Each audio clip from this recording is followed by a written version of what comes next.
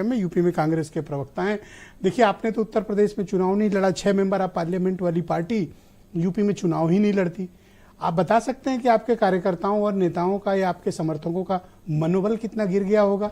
एक तरफ बीजेपी है जो कह रही 27 में तीसरी बार, दूसरी तरफ समाजवादी पार्टी है, छीन के रहेंगे। आप लोग तो बेहोश हो। आपके दो सवाल हैं क्रमशः। जब रही बात चुनाव लड़ने की, तो पहले दिन से तय था कि हम मिलकर चुनाव लड़ रहे हैं, इंडिया गठबंधन चुनाव लड़ रहा है। समाजवादी पार्टी को हमने 9 सीटों पर लड़ने का दिया, हमने उनको सपोर्ट किया।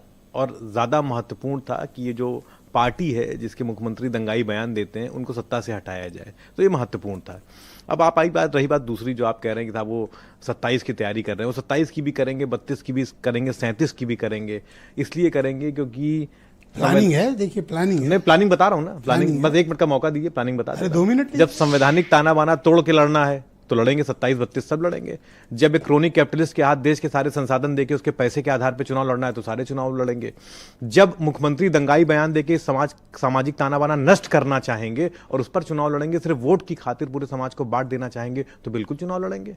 चुनाव लड़ने और जीतने की बात भी करेंगे। इसलिए नहीं, हम तो वो लोग हैं जो 200 साल अंग्रेजों से लड़े थे, फिर लड़ेंगे। जब वो गोरे अंग्रेज ऐसा है कि सुशील दुबे क्या कर रहे हैं, फिर बताओ। ऐसा सुनिए तो लड़ाई लड़ी गई ना, ये तो 200 साल का मान रहे हैं। ऐसा है कि जो लड़ाइयां लड़ी जाती हैं, जो आज जो बचे कुछ समर्थक होंगे वो भी भाग कोई नहीं भागेगा ब्रजेश जी। ये देश 200 साल कौन इंतजार करेगा? ऐसा है, ये देश लड़ने वाला देश है। जब हमने गोरे अंग्रेजों को भगा दिया तो ये काले अंग्रेज कब तक रहेंगे?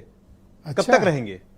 देखिए, हर जुल्म की एक इम्तिहान होती है, ऐसा नहीं है। अभी की घटना बता रहा हूं आपको। 100 से ज्यादा पुल इस प्रदेश में अधूरे पड़े हुए हैं और अभी 3 बच्चे गिर के मर गए।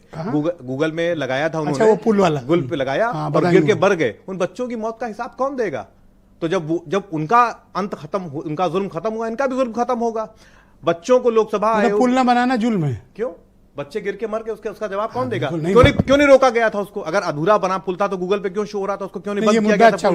भाई 100 से ज्यादा पुल पड़े हुए हैं। दूसरी बात देखिए आप, चाहे 69,000 शिक्षक भर्ती का मामला हो, चाहे लोक सेवा आयोग के बाहर जो ARO RO लड़के खड़े हैं, जिनको आप लाठियों से मार रहे हैं, क्यों खड़े हैं वहां पर? क्यों खड़े हैं? इसका मतलब युवा परेशान है। उनका सेटल हो गया। कहाँ सेटल हो गया? कोई आंदोलन तो नहीं दिख रहा है। कुछ भाई, आंदोलन कितना खत्म हो गया? वो मुद्दा खत्म नहीं हुआ है, वो मुद्दा चल रहा है। 69,000 बच्चों को जो कोर्ट ने कहा था 1 महीने में सेटल करने के लिए, होगा सेटल? कहाँ, कुछ दिख तो नहीं रहा। अरे भाई, तो बच्चे कब 5 साल से लड़ रहे हैं, उनकी हिम्मत तो देखिए। बहुत से लोग इको गार्डन में बैठे हैं जी। सवाल इस बात का है तो आपने उनकी तरफ आंख बंद कर ली। आप इतने संवेदनहीन है कि आप देखना ही नहीं चाहते कि आप भी। अरे तो मैं कह रहा हूँ चुनाव जीतने के लिए मुद्दा उठा रहे हो। चुनाव जीतने और बीजेपी को हराओ, फिर कह दो कि हाँ बीजेपी हारेगी। मैंने कहा नहीं कि जब गोरे अंग्रेज चले गए तो ये काले अंग्रेज भी चले जाएंगे। 200 साल की लड़ाई थी और भारत में लड़ी गई। और जब महात्मा गांधी जी ने इस देश में लड़ना शुरू किया तो उन्होंने मास मूवमेंट बनाया था। वही मास मूवमेंट इनके खिलाफ भी बनेगा, इसलिए क्योंकि ये अति पर उतारू है। बहुत शुक्रिया आपका, बहुत बहुत धन्यवाद। मैं सुशील दुबे जी को